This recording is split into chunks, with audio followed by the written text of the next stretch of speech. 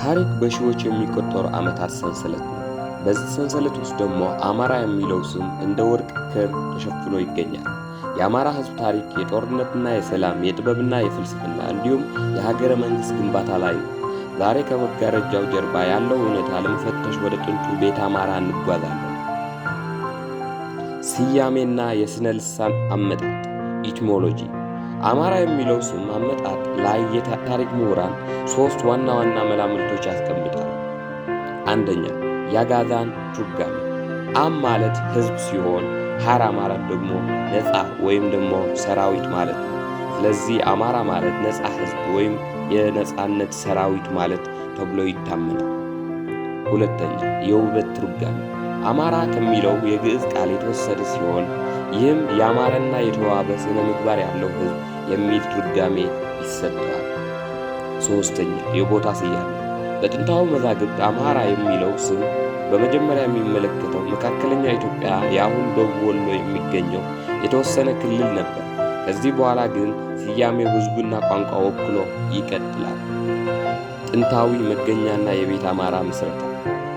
የአማራ ሕዝብ ስነ ልቦና ዲሞግራፊ አመጣጥ ከኩሽና ከሴም ነገዶች ውስጥ የተገኘ ነው። የአክሱም ስልጣኔ በሰባተኛው ክፍለ ዘመን አካባቢ መዳከም ሲጀምር የአክሱም ሰራዊትና መኳንንት ወደ ደቡብ በመጓዝ አሁን ቤተ አማራ ተብሎ የሚጠራ ወሎና ሸዋ ሰፈሩ። እዚህ አካባቢ ነው እንግዲህ የአማራ ማንነት እንደ አንድ ወጥ ማህበረሰብ የተገነባ። የፖለቲካ ወርቃማ ዘመን ሰሎሞኒክ ዳይነስቲ። በ1270 ዓመተ ምህረት አፄ ይኩኖ አምላክ ስልጣኔ ዘይፍ የአማራ ሕዝብ ታሪክ አዲስ ምዕራፍ ከፈተ። ይህ ዘመን የሰሎሞናዊ ሥርወ መንግሥት ትንሣኤ ተብሎ ይጠራል። በዚህ ወቅት ቋንቋው የአማርኛ ልሳነ ንጉሥ የነገሥታት ቋንቋ ሆኖ በኢትዮጵያ ግዛት ሁሉ መስፋፋት ጀመረ። ሃይማኖት። ኦርቶዶክስ ተዋሕዶ ቤተ ክርስቲያን ከሕዝቡ ማንነት ጋር በእጅጉ ተሳሰረ። ሕንፃ ጥበብ። ከወሎ ላሊበላ እስከ ጎንደር ፋሲለደስ ግንብ ድረስ ያለው ጥበብ የሕዝቡን ምህንድስና ጥበባዊ ብስለት ያሳያል። ማኅበራዊ እሴቶችና ስነ ልቦና። አማራነት ከዘር በላይ ባህልና እሴት ነው።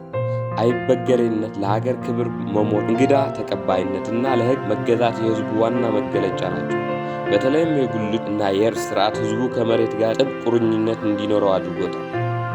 ዛሬ ላይ ሆነን ስንመለከተው የአማራ ሕዝብ ታሪክ የኢትዮጵያ ሕልውና የጀርባ አጥንት ሆኖ ይናገኘዋል። ካለፈው ታሪክ የምንማረው ትልቁም ነገር ልዩነትን አክብሮ በአንድ የመቆምን አስፈላጊነት። ይህ የታሪክ ጉዞ ገና ይቀጥላል። በአጠቃላይ የአማራ ሕዝብ ታሪክ የኢትዮጵያ ታሪክ አካል፣ በዚህ መኖር በጀግንነት ሀገር መጠበቅና የራስን ባህል እሴት ጠብቆ ለዛሬ መድረስ የቻለ ሕዝብ ነው። ለዛሬ የነበረን ቆይታ ይህንን ይመስላል። በቀጣዩ የትኛው ታሪክ ክፍል እንድንመለከት ፈልጋለን? አስተያየታችሁ በኮሜንት ጻፉ። ቪዲዮውን ከወደዳችሁት ላይክ እና ሳብስክራይብ ማድረጋችሁ እንዳትረሱ። አመሰግናለሁ።